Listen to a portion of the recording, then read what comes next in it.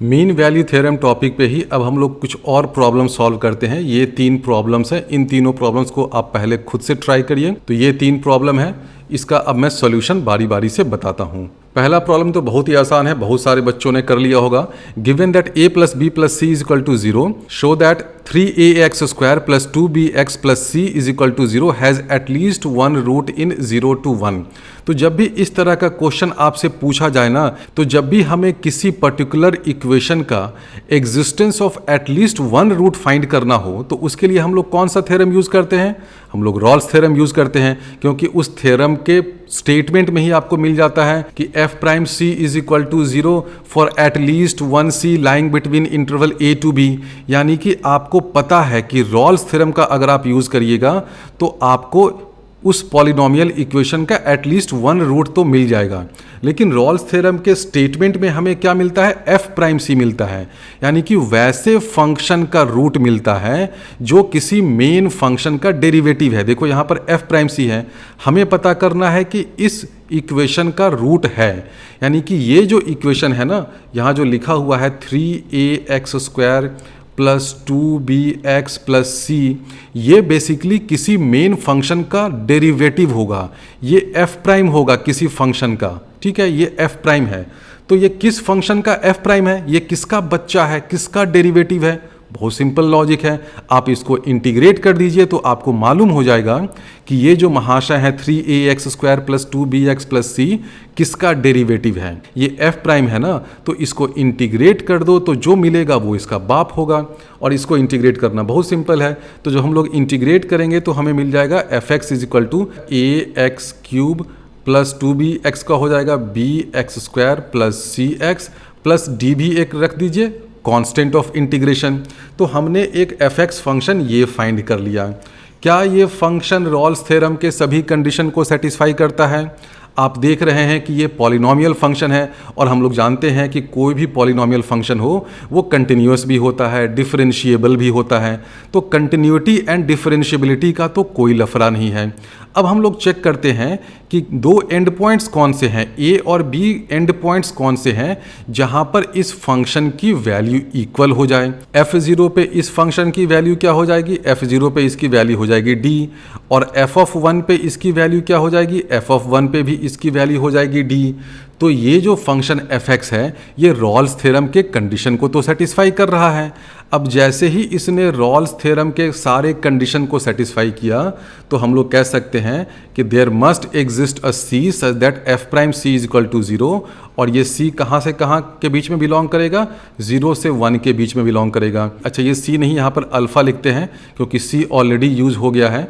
Rawls theorem में हम लोग c यूज कर लेते थे, लेकिन c का सिंबल तो ऑलरेडी यूज हो गया। तो हम लोग लिख सकते हैं कि there exists an alpha such that f prime alpha is equal to 0 and alpha lies between 0 to 1।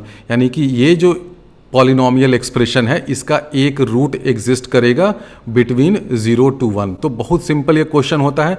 इसमें आपको बस ये देखना होता है कि जो एक्सप्रेशन दे रखा है, जो इक्वेशन दे रखा है, उसको इंटीग्रेट करके जो आप एक फंक्शन fx ला रहे हैं, वो फंक्शन fx रॉल्स थ्योरम के तीनों कंडीशन को सेटिस्फाई कर रहा है कि नहीं।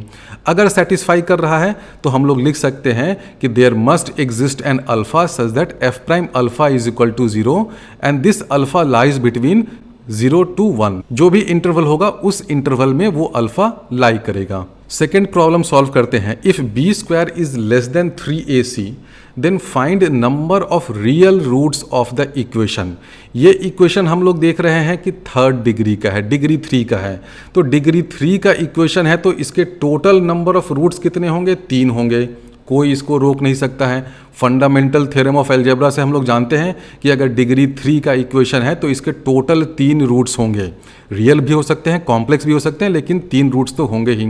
अब इसमें कितने रियल होंगे, कितने कॉम्प्लेक्स होंगे? हम लोग जानते हैं कि जो कॉम्प्लेक्स रूट्स होते हैं वो कॉन्जुगेट पेयर्स में होते हैं। तो या तो नंबर ऑफ कॉम्प्लेक्स रूट्स 0 होंगे या 2 होगा। तो अगर नंबर ऑफ कॉम्प्लेक्स रूट्स 0 होगा तो नंबर ऑफ रियल रूट्स 3 हो जाएगा, और अगर नंबर ऑफ कॉम्प्लेक्स रूट्स 2 है तो नंबर ऑफ रियल रूट्स 1 हो जाएगा। ऐसा ही होगा ना, क्योंकि देखो दोनों का सम मिला करके तो आपको 3 होना है। तो नंबर ऑफ रियल रूट्स कितने हो सकते हैं इस इक्वेशन के? इस इक्वेशन के नंबर ऑफ रियल रूट्स या तो 1 होगा या 3 होगा, यही दो ऑप्शन है। और यहाँ से आप ये भी देख सकते हैं कि कोई भी ऑड डिग्री का अगर पॉलिनोमियल इक्वेशन है, ऑड डिग्री का, यानी कि डिग्री 1 का, डिग्री 3 का, डिग्री 5 का, तो उसमें एटलीस्ट 1 रियल रूट तो होगा ही। क्यों होगा? क्योंकि जो भी कॉम्प्लेक्स रूट्स होते हैं सभी के सभी कॉन्जुगेट पेयर्स में होते हैं। तो अगर degree of this equation odd है तो एटलीस्ट 1 रूट तो बच ही जाएगा जिसको रियल होना पड़ेगा। तो ये भी डिग्री 3 का इक्वेशन है, तो इसके नंबर ऑफ रियल रूट्स कितने होंगे? इसके नंबर ऑफ रियल रूट्स या तो 1 होंगे या 3 होंगे। ये इक्वेशन दे रखा है ax³ + bx² + cx + d = 0।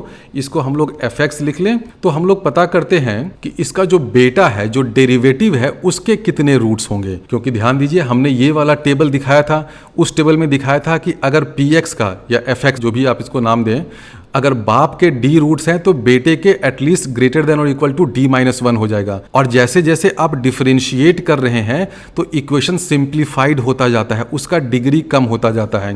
तो अभी हमें डिग्री 3 का इक्वेशन दे रखा है, इसको जब मैं एक बार डिफरेंशिएट कर दूंगा तो मुझे डिग्री 2 का इक्वेशन मिल जाएगा। डिग्री 2 का मतलब क्वाड्रेटिक इक्वेशन। क्वाड्रेटिक इक्वेशन के रूट्स के बारे में पता करना बहुत आसान होता है, तो इसलिए मैं इस px को या fx को डिफरेंशिएट कर देता हूं और इस टेबल का फिर मैं यूज करूंगा। तो जब हम लोग इसको डिफरेंशिएट करेंगे तो हमें जो नया एक्सप्रेशन मिलेगा f'(x), वो क्या मिल जाएगा? वो मिल जाएगा 3ax² + 2bx + c। अब इस 3ax² + 2bx + c = 0, इसके कितने रूट्स होंगे? किसी भी क्वाड्रेटिक इक्वेशन के रूट्स रियल होंगे या कॉम्प्लेक्स, उसको पता करने का क्या तरीका है? आप उसका डिस्क्रिमिनेंट फाइंड कर लीजिए। डिस्क्रिमिनेंट क्या होता है? b² - 4ac। इसमें b की जगह 2b है तो हो जाएगा 4b² - 4ac, यानी कि 4 × 3ac यानी कि -12ac। अगर ये ग्रेटर देन और इक्वल टू 0 होगा तो दोनों रूट्स रियल होंगे। तो क्या हो जाएगा? b² - 3ac has to be greater than और इक्वल टू 0। लेकिन क्वेश्चन में ही आपको दे रखा है कि b² is less than 3ac, यानी कि इसका जो डिस्क्रिमिनेंट है b² - 3ac वो तो लेस देन 0 है। तो ये जो क्वाड्रेटिक इक्वेशन हमें मिला उसका डिस्क्रिमिनेंट लेस देन 0 है, यानी कि ये जो f' वाला इक्वेशन मिला उसके दोनों रूट्स कॉम्प्लेक्स हैं। इसका नंबर ऑफ रियल रूट 0 हो गया। तो ये जो इक्वेशन है इसका नंबर ऑफ रियल रूट हो गया 0। क्यों हो गया? क्योंकि इसका डिस्क्रिमिनेंट ही देखो b² - 3ac लेस देन 0 है। डिस्क्रिमिनेंट लेस देन 0 है यानी कि इसका नंबर ऑफ रियल रूट्स 0 हो गया। ये है क्या? ये f'(x) है। तो हम लोगों ने टेबल में देखा था कि अगर बेटा का 0 रूट है, ये 0 है, तो ये कितना होगा? ये लेस देन और इक्वल टू 1 होगा। यानी कि अगर f'(x) के नंबर ऑफ रियल रूट्स कितने हैं? 0 हैं, तो fx का नंबर ऑफ रियल रूट्स कितना हो जाएगा? 1 या 1 से कम होगा। तो इसलिए ये जो इक्वेशन है ax³ + bx² + cx + d = 0, इसके कितने रियल रूट होंगे? 1 होगा।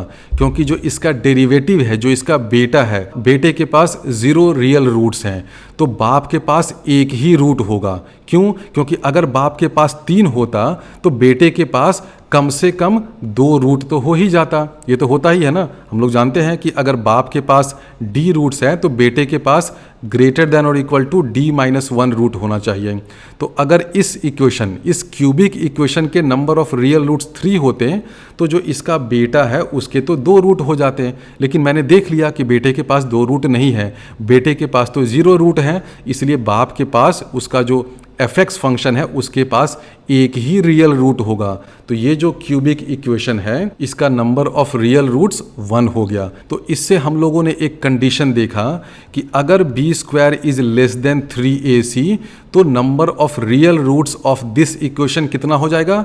अगर b² लेस देन 3ac है तो नंबर ऑफ रियल रूट्स 1 हो जाएगा। तो अगर हम लोग इसी कंडीशन को रिवर्स कर दें, यानी कि अगर हमें चाहिए कि 1 से ज़्यादा रियल रूट हो, यानी कि अगर हमें चाहिए कि इस क्यूबिक इक्वेशन का 3 रियल रूट हो, क्योंकि नंबर ऑफ रियल रूट्स इस क्यूबिक इक्वेशन का क्या हो सकता है? या तो 1 होगा या 3 होगा, और तो कोई ऑप्शन ही नहीं है ना।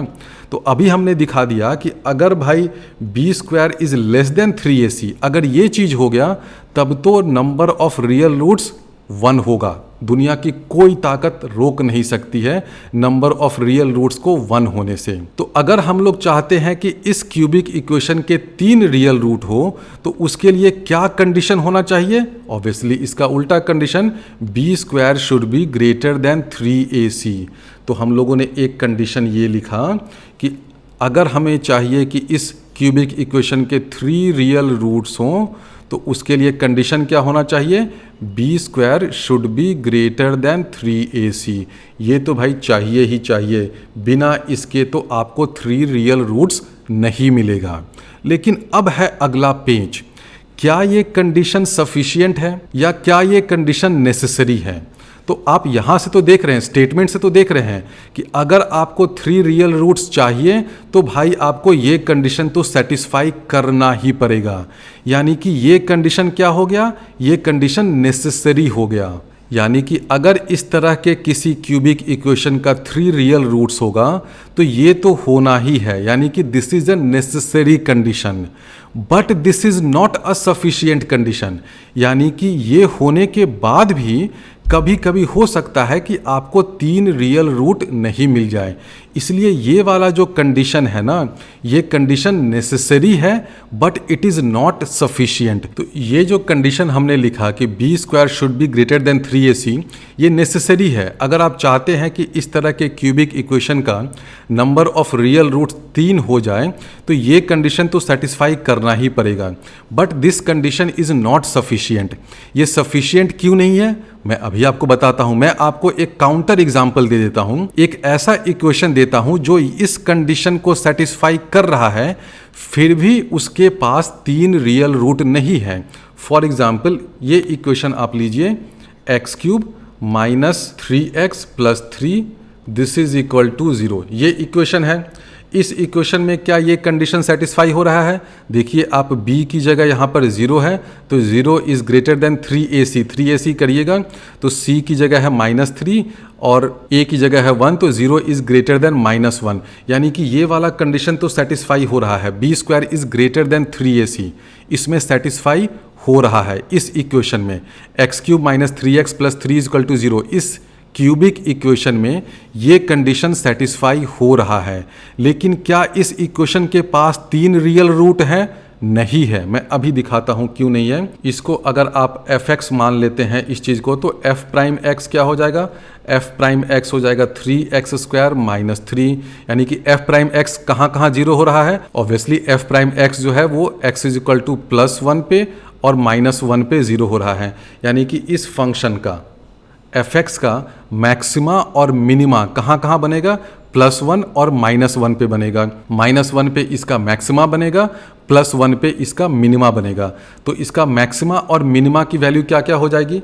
इस x³ माइनस 3x प्लस 3 की f(-1) जो है, आप इसमें x इक्वल टू -1 सब्स्टिट्यूट करिएगा तो f(-1) हो जाएगा 5, आप ये कर लीजिएगा, और f(1) हो जाएगा 1। तो ये जो देखो क्यूबिक एक्सप्रेशन है x³ माइनस 3x प्लस 3, इसका जब आप ग्राफ बनाइएगा तो देखिए कैसा बनेगा। जब x टेंडिंग टू -∞ होगा तो ऑब्वियसली ये जो फंक्शन है इट विल टेंड टू -∞। तो x इक्वल टू -∞ पे ये फंक्शन भी -∞ की तरफ रहेगा, यानी कि ये नीचे से आएगा। आते आते -1 पे इसका मैक्सिमम है 5 पे, तो ये ऐसे कुछ जाएगा, ऐसे ऐसे ऐसे गया। f(-1) की वैल्यू क्या हो जाएगी? 5, और f(1) की वैल्यू क्या है? +1।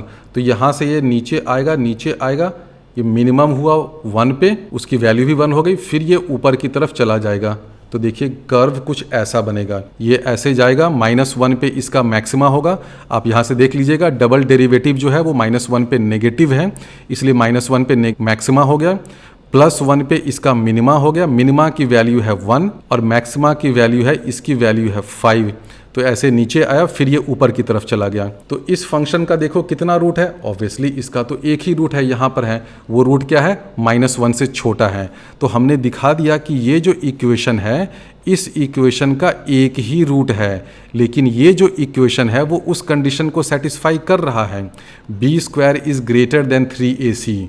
तो इसलिए हमने बता दिया कि ये जो कंडीशन हमने लिखा है ना, ये वाला condition b² is greater than 3ac, ये नेसेसरी है। अगर आप चाहते हैं कि किसी क्यूबिक इक्वेशन का 3 रियल रूट हो तो उसके लिए नेसेसरी है, but it is not sufficient, क्योंकि हमने एक इक्वेशन अभी आपको दिखा दिया जो इस कंडीशन को सेटिस्फाई कर रहा है, लेकिन उसके नंबर ऑफ रियल रूट्स एक ही है। थर्ड प्रॉब्लम अब सॉल्व करते हैं। Find all possible values of the parameter a so that x³ minus 3x plus a is equal to 0 has 3 real and distinct roots.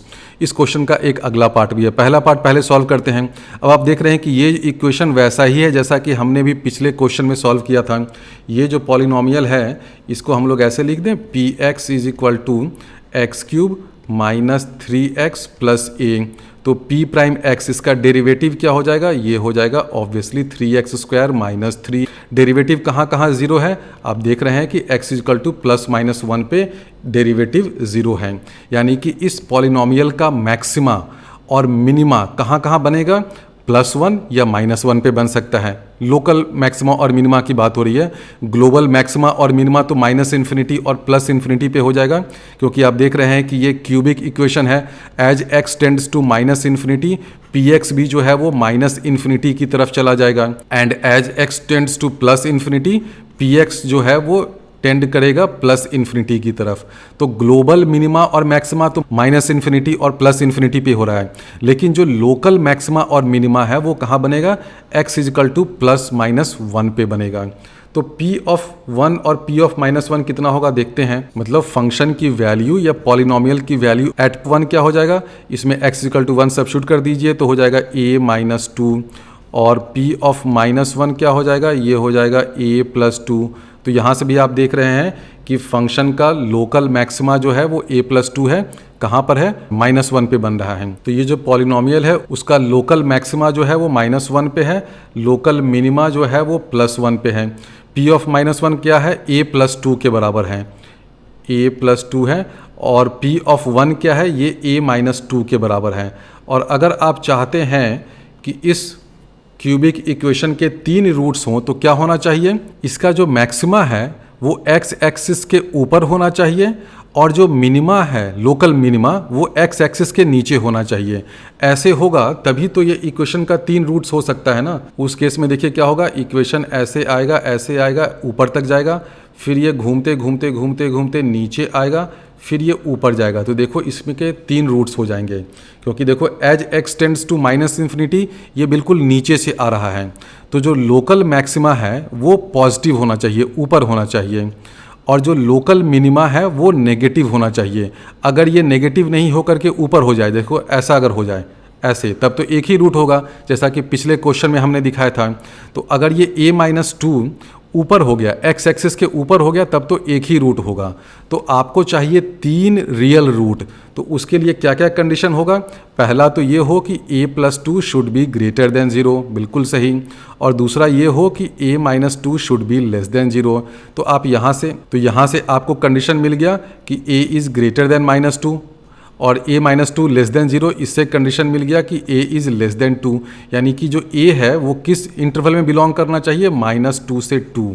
तो अगर a इस interval में belong करता है -2 से 2 के बीच में, तब ये जो क्यूबिक इक्वेशन है उसके 3 रियल रूट होंगे। अगर a इस इंटरवल में बिलोंग करता है -2 से 2 के बीच में, तो ये जो लोकल मैक्सिमा है ये पॉजिटिव होगा, लोकल मिनिमा है वो नेगेटिव होगा। तो इस इक्वेशन के 3 रूट्स होंगे ही, एक रूट यहाँ पर, एक रूट यहाँ पर, एक रूट यहाँ पे। तो अगर पैरामीटर a की वैल्यू इस इंटरवल में बिलोंग करती है तो इस क्यूबिक इक्वेशन के 3 रियल रूट्स होंगे, और तीनों रूट्स आप देख रहे हैं कि डिस्टिंक्ट हैं, अलग अलग हैं।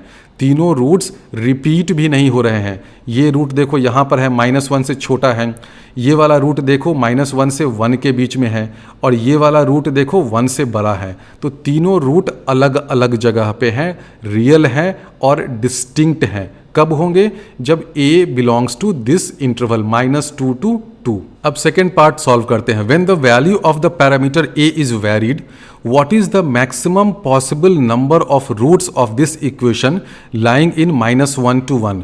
यानी कि अब आप इस पैरामीटर a को वेरी कर रहे हैं, जरूरी नहीं है कि a की वैल्यू इसी इंटरवल में हो, ए की वैल्यू कुछ भी हो जाए, -4, -10, +10, +10 बिलियन कुछ भी हो जाए, तो ए की वैल्यू आप वेरी कर रहे हैं, यानी कि इस इंटरवल को भूल जाइए।